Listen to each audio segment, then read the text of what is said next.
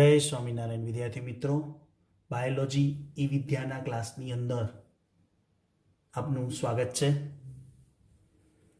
Last video લેક્ચરમાં આપણે શીખ્યા ત્રિઅંગી વનસ્પતિ. હવે આપણે સમજવું છે બીજધારી વનસ્પતિ. અત્યાર સુધી જે વનસ્પતિ શીખ્યા એકાંગી, દ્વિઅંગી અને ત્રિઅંગી. એકાંગી, દ્વિઅંગી અને ત્રિઅંગી શીખ્યા. એ વનસ્પતિઓમાં કોઈ બીજ ઉત્પન્ન થતા નહોતા અને કોઈ પુષ્પ સર્જાતા નહોતા. અને જ્યારે અગાઉના વિડીયો લેક્ચરમાં આપણે અનાવૃત બીજધારી જોઈ ગયા ત્રિઅંગી પછી, એ અનાવૃત બીજધારી અને આવૃત બીજધારી આ બંને વનસ્પતિઓ બીજધારી છે. હવે આવૃત કેમ કે બીજાશય. તમે નાના પ્રાઇમરી ધોરણમાં શીખ્યા હશો સ્ત્રી કેસર ચક્ર અને બીજાશય. આપણે આ ચેપ્ટરની અંદર એક આ ટોપિકની અંદર અથવા તો આવતા વિડીયો લેક્ચરની અંદર એને આપણે સમજાવવાનું છે કે જેની અંદર ફલનક્રિયા સમજવાની છે. એટલે કદાચ બીજાશયનો આકાર તમને ખબર હશે. એ બીજાશય પોલું હોય અને એની અંદર અંડકો હોય. અંડકોનું બીજું નામ બીજાંડ. આ બીજાશયને બીજા શબ્દોમાં કેવું હોય તો એને અંડાશય પણ કહેવાય. શું કહેવાય? અંડાશય. બીજાશય. બીજાંડ બીજાશયમાં, અંડક અંડાશયમાં. એટલે કે બીજાંડ બીજાશયમાં છે, ઢંકાયેલા છે. જ્યારે ફલન થાય, ફલન પૂરું થઈ જાય અને બીજ બને તો એ બીજ ફળમાં બને અને બીજાશયનું જે આવરણ છે બીજાવરણ એ ફળ બની જાય. એટલે કે બીજ ફળની અંદર હોય એટલે બીજની ફરતે ફળનું આવરણ છે, ફલાવરણ. એટલે કઈ વનસ્પતિ બોલાય? આવૃત બીજધારી. વસવાટ કઈ જગ્યાએ છે એનો? બહુ મોટો વિશાળ ક્ષેત્ર છે આનું. તો કુદરતી નિવાસ સ્થાનોમાં, નૈસર્ગિક નિવાસ સ્થાનોમાં, વિશાળ ક્ષેત્રમાં, વિશાળ ક્ષેત્ર એટલે ઓલમોસ્ટ બધી જગ્યાએ તમને આવૃત બીજધારી જોવા મળે. અને આટલી બધી વનસ્પતિ આપણે શીખી ગયા. લીલ, દ્વિઅંગી, ત્રિઅંગી, અનાવૃત. પણ આવૃત બીજધારીનો વનસ્પતિ સૃષ્ટિનો બહુ મોટો સમૂહ છે, સૌથી મોટો સમૂહ. એટલે કે બહુ મોટું શું કહેવાય એને, સમુદાય છે. મેજર સંખ્યા એની અંદર જોવા મળે. વધારે માત્રામાં વનસ્પતિઓ આવૃત બીજધારીની છે. ચલો એના કદની વાત કરીએ તો આટલી મોટો વિશાળ સમૂહ છે આવૃત બીજધારીનો. બહુ બધી વનસ્પતિઓ આવૃત બીજધારીમાં સમાવી લેવામાં આવે, એટલો મોટો સમૂહ છે. એમાં ખૂબ નાના કદની પણ છે, એકદમ નાના કદની, રાઈના દાણા જેવી, જેને કહેવાય છે વુલ્ફિયા ગ્લોબોઝા. 2 થી 5 mm નું કદ ધરાવે. આઈ થિંક એનસીઆરટીમાં છે નામ, ચેકઆઉટ. વુલ્ફિયા ગ્લોબોઝા. જૂના સિલેબસમાં તો છે જ. જૂના સિલેબસમાં હજુ બી 2 વનસ્પતિઓના નામ છે. આને નાનામાં નાની એટલા માટે થોડીક 2 જ વસ્તુઓની વાત કરી એનસીઆરટીમાં. એક ખૂબ નાના કદની, જેને કહેવાય વુલ્ફિયા ગ્લોબોઝા, 2 થી 5 mm ની. જ્યારે ખૂબ જ ઊંચામાં ઊંચી વનસ્પતિ, ખૂબ જ ઊંચામાં ઊંચી વનસ્પતિ યુકેલિપ્સ. ઇંગ્લિશમાં એને યુકેલિપ્સ કહેવાય, ગુજરાતીમાં નીલગિરી કહેવાય. ગુજરાતીમાં શું કહેવાય? નીલગિરી કહેવાય. જોઈ છે ને ઊંચી નીલગિરી? ઘણીવાર આપણે એના નીલગિરીના પાન આવે ને, એના ટીપા આવે છે જે આપણે શરદી માટે લગાડીએ છીએ.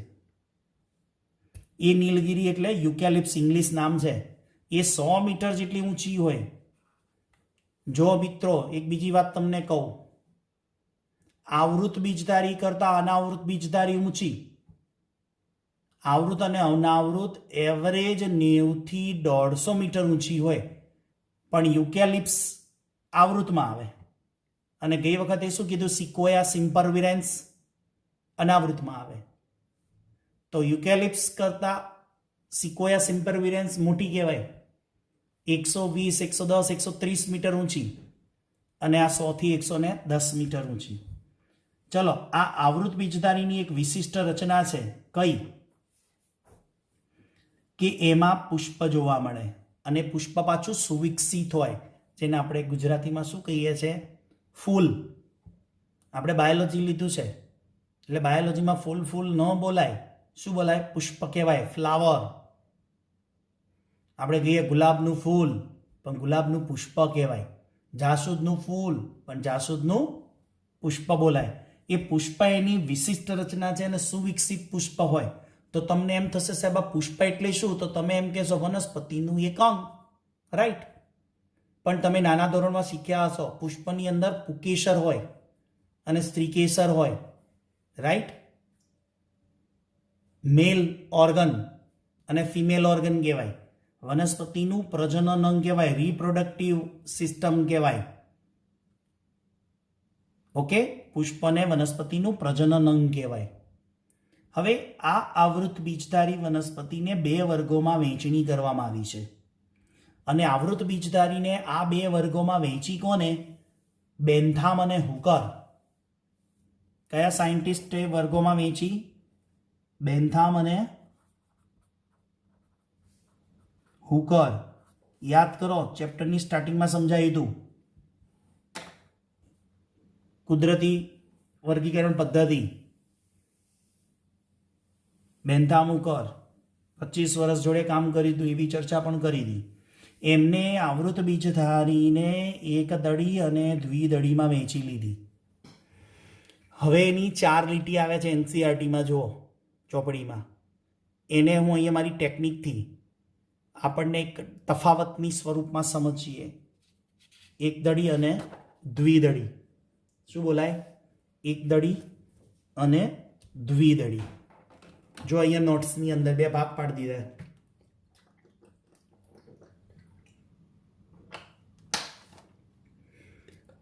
એકદળી અને દ્વિદળી આવૃત બીજધારીના 2 વર્ગો, એકદળી વનસ્પતિ અને દ્વિદળી વનસ્પતિ. એનો તફાવત સ્વરૂપમાં એ પૂછાય અને થિયરીના સ્વરૂપમાં એ પૂછાય.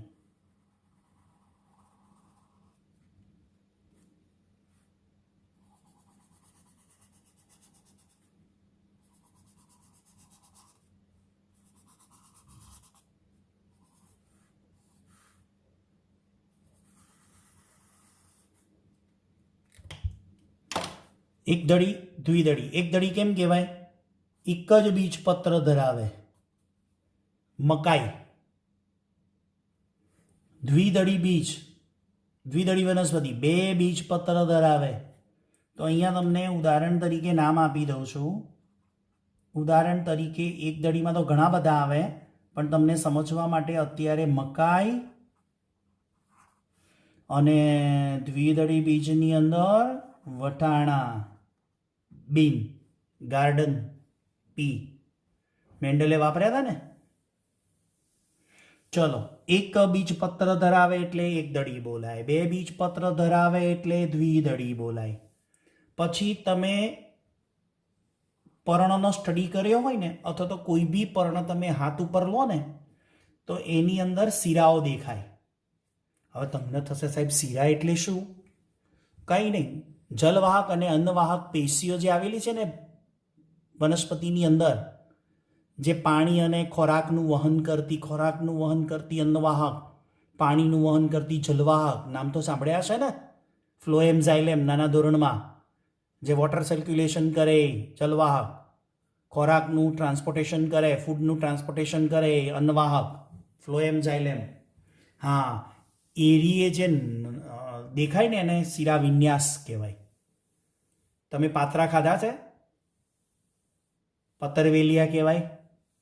હા, એને મમ્મી બનાવે છે, જોયું છે? એની અંદર મોટા પાંદડા આવે, પછી પાંદડાને અંદર જે બનાવે છે ને એ વખતે શું કરે છે, થોડુંક જોયું છે હોમવર્ક, એની નસોને કાપે છે.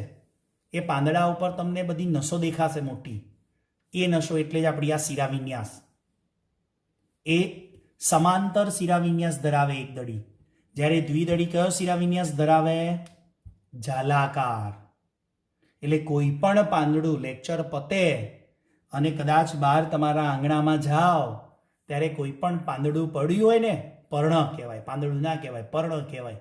એ પર્ણ આસોપાલવનું હોય કે આંબાનું હોય કે પીપળાનું હોય, તમે હાથમાં લેજો ને એની શિરાનો સ્ટડી કરજો, એની અંદર જે નસો છે ને એ બધી ચેક કરજો.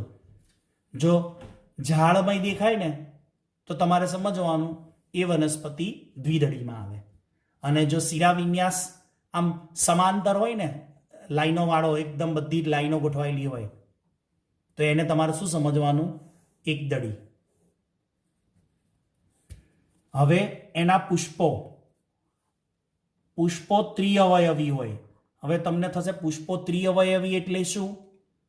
તમે ગુલાબની પાંદડીઓ જોઈ છે? ઘણી છે કોઈ દિવસે? એમાં તો ઘણી બધી હોય, પણ ઘણા પુષ્પોની પાંદડીઓ 3 જ હોય તો શું બોલવાનું? ત્રિઅવયવી. ઘણા પુષ્પોની પાંદડીઓ કેટલી હોય? 4, તો ચતુઅવયવી. 5 હોય તો પંચઅવયવી. બીજી તમને વાત કરું, આના વિશે ડીપની અંદર 5મા ચેપ્ટરમાં શીખવાનું છે. છતાં અત્યારે કહેવાની ઈચ્છા થાય કે ત્રિઅવયવી વનસ્પતિ, ત્રિઅવયવી પુષ્પો એટલે પુકેસર 3, સ્ત્રીકેસર 3, દલપત્રો 3, વજ્રપત્રો 3. એટલે પુષ્પમાં કોણ આવે? 12 લીલા નાના પાંદડા જેવા હોય એ વજ્રપત્રો કહેવાય. પછી જે રંગબેરંગી પાંદડીઓ જોઈએ છે ને એને દલપત્રો કહેવાય. પછી પુકેસર અને સ્ત્રીકેસર. તો વજ્રપત્રો 3, પુકેસર 3, સ્ત્રીકેસર 3. એટલે બધા જ 3 અંગો હોય તો એ પુષ્પ કેવું કહેવાય? ત્રિઅવયવી. તો એને શામાં મૂકવામાં આવે? એક દળીમાં. જ્યારે કોઈ પુષ્પ હોય એમાં પુકેસર 4, સ્ત્રીકેસર 4, દલપત્રો 4, વજ્રપત્રો 4, તો શું કહેવાય? ચતુરાવયવી, પંચાવયવી. તો એને શામાં મૂકવામાં આવે? દ્વિદળીમાં. હવે આવૃત બીજધારી વનસ્પતિની અગત્યતાને સમજીશું. તો આવૃત બીજધારી વનસ્પતિ, હું લાઈન ટુ લાઈન જાઉં છું, ચોપડીમાં જોતા રહેજો. એક તો ખોરાક તરીકે વપરાય, એટલે મોટા ભાગની છે આપણે ફૂડ તરીકે વાપરીએ છીએ. પછી ઘાસચારો એ હોય, બળતણ, ઔષધ અને અન્ય ઘણી બધી અગત્યતાઓ છે. લિસ્ટ બનાવીએ ને તો 1-2 પાના આખું ભરાઈ જાય. પણ આ તો આપણે શીખીએ છીએ આવૃત બીજધારી, એના ઉપયોગો ઉપર ચર્ચા નથી કરવાની. એટલે સામાન્ય રીતે આવૃત બીજધારી સમજાવે છે એટલે થોડાક ઉપયોગની પણ ચર્ચા કરી લીધી કે ખોરાક તરીકે, ઘાસચારા તરીકે, બળતણ તરીકે, ઔષધ તરીકે અને અન્ય પણ ઘણી બધી અગત્યની પેદાશો છે. આગળ ચર્ચા કરીએ એના પુષ્પની એક વિશિષ્ટ રચના છે કે એ વિશિષ્ટ રચના આવૃત બીજધારીનું પુષ્પ સુવિકસિત હોય. સુવિકસિત એટલે કેમ? કે એના પુષ્પ એ પ્રજનન અંગ કહેવાય અને વ્યવસ્થિત ગોઠવણી સાથે સુવિકસિત રચના જોવા મળે. તો પુષ્પને મેં પહેલા જ કીધું, એ શું કહેવાય? વનસ્પતિનું પ્રજનન અંગ કહેવાય. તો એ પ્રજનન અંગમાં શું હોય? મેલ અને ફિમેલ ઓર્ગન. તો એક પુકેસર અને બીજું સ્ત્રીકેસર. અત્યારે આપણે જરૂર પૂરતી ચર્ચામાં પુકેસર અને સ્ત્રીકેસર ઉપર કરીશું. કેમ કે આ પુકેસર અને સ્ત્રીકેસર ઉપર ડીપની અંદર 2 જગ્યાએ શીખવાનું છે. એક આપણે શીખવાનું છે 5મા ચેપ્ટરમાં અને બીજું શીખવાનું છે 12મા ચેપ્ટરની અંદર બીજું ચેપ્ટર. 3 પાના પુકેસર ઉપર 12માં, 3 પાના સ્ત્રીકેસર ઉપર શીખવાના છે. પણ અહીંયા આપણે આવૃત બીજધારીનું સુવિકસિત પુષ્પ છે એટલે પુકેસર અને સ્ત્રીકેસરની થોડીક માહિતીને લઈ લઈએ. ચલો, પુકેસર એટલે શું? નરલિંગી અંગ. સ્ત્રીકેસર એટલે માદાલિંગી અંગ. એટલે પેલું મેલ ઓર્ગન છે અને પેલું ફિમેલ ઓર્ગન કહેવાય. પુકેસર કેટલા ભાગો ધરાવે? 3. કયા કયા? પરાગાશય, યોજી અને પુકેસર તંતુ. પરાગાશય એટલે શું? તો અહીંયા આકૃતિમાં જો પુકેસર ચક્ર છે ને, એને આવો ભાગ હોય ઉપર, એને પરાગાશય કહેવાય. પછી આ જે ભાગ છે એને આપણે શું કહીશું? યોજી. આ યોજી. યોજી કેમ? યોજી એટલે જોડાણ. અને આ તંતુ જેવો ભાગ એટલે શું કહીશું એને? પુકેસર તંતુ. આ તંતુ, આ પુકેસર તંતુ અને પરાગાશયને જોડતો ભાગ એટલે યોજી. તો આ પુકેસર ચક્રના 3 ભાગો. સ્ત્રીકેસર ચક્રના 3 ભાગો. એક પરાગાસન, યાદ રાખજો. પરાગાશય એ પુકેસરનો ભાગ, પરાગાસન સ્ત્રીકેસરનો ભાગ. પરાગાસન પરાગવાહિની અને બીજાશય. આ બીજાશયમાં મેં કીધું ને હમણાં, બીજાશય પોલો ભાગ, અને એની અંદર આવા અંડક હોય જેને બીજાંડ કહેવાય. શું બોલાય? બીજાંડ. આ જોઈન્ટ હોય. ઓકે, તો આને કહીશું આપણે અંડક, બીજાંડ. હવે જ્યારે ફલન થાય ને ત્યારે આ બીજાંડ છે ને બીજ બની જાય, અને આ બીજાશય છે ને એ ફળ બની જશે. બીજાશય શું બની જશે? ફળ બની જશે. અને બીજ ક્યાં થયું? ફળની અંદર. એટલે નામ પડ્યું આવૃત બીજધારી. હવે પુકેસર ચક્ર છે ને, આ જે ભાગ સમજાવું છું ને આખો, એ 12માની અંદર બહુ ડીપમાં શીખવાનો છે. એટલે જ મેં હમણાં કીધું કે 3 પાના પુકેસર અને 3 પાના સ્ત્રીકેસર. કેમ કે બીજા ચેપ્ટરનું નામ જ શું છે? સપુષ્પ વનસ્પતિમાં લિંગી પ્રજનન. હવે સપુષ્પ વનસ્પતિ એટલે આવૃત. આવૃતમાં લિંગી પ્રજનન એટલે લિંગી અંગો પુકેસર અને સ્ત્રીકેસર તો શીખવાના હોય. ઓકે, છતાં પણ અહીંયા થોડીક ચર્ચા લઈ લઈએ. ચોપડીમાં આપ્યું છે ને એટલે. પુકેસરની અંદર શું આવેલી હોય? લઘુ બીજાણુ ધાની. અને લઘુ બીજાણુ ધાનીમાં શું આવેલું હોય? લઘુ બીજાણુ માતૃકોષ. આ લઘુ બીજાણુ માતૃકોષની અંદર રંગસૂત્રની સંખ્યા 2n હોય. પણ જ્યારે અર્ધીકરણ થાય ને એટલે રંગસૂત્ર કેટલા થઈ જાય? અડધા. અને લઘુ બીજાણુ માતૃકોષમાંથી શું ઉત્પન્ન થાય? લઘુ બીજાણુઓ. એ લઘુ બીજાણુઓને આપણે શું કહીશું? પરાગરજ. એટલે પુકેસર, પુકેસરમાં લઘુ બીજાણુ ધાની, લઘુ બીજાણુ ધાનીમાં લઘુ બીજાણુ માતૃકોષ, લઘુ બીજાણુ માતૃકોષનું અર્ધીકરણ થઈ અને લઘુ બીજાણુઓ સર્જાય. અને લઘુ બીજાણુઓ જન્યુ સર્જે. અને કયા જન્યુ બનાવે? નરજન્યુ સર્જે. જ્યારે સ્ત્રીકેસર ચક્રમાં મહાબીજાણુ ધાની હોય, જેને આપણે અંડક કહીએ. એ અંડકની અંદર આવો મહાબીજાણુ માતૃકોષ હોય, અને મહાબીજાણુ માતૃકોષનું અર્ધીકરણ થાય, અને અર્ધીકરણ થઈને શું ઉત્પન્ન થયું? મહાબીજાણુ. અને એ પણ મહાબીજાણુની રંગસૂત્રની સંખ્યા n હોય, અને મહાબીજાણુ માતૃકોષ 2n હોય. અર્ધીકરણ થાય એટલે મહાબીજાણુ કેટલા થઈ જાય? રંગસૂત્રની સંખ્યા અડધી, n. અને આ મહાબીજાણુમાંથી શું સર્જાય? માદાજન્યુ. શું સર્જાય? માદાજન્યુ સર્જાય. હવે નરજન્યુ અને માદાજન્યુ બંને ભેગા થાય, ફલનક્રિયા થાય. એની વિશેષ ચર્ચા આપણે નેક્સ્ટ વિડિયો લેક્ચરમાં કરીશું.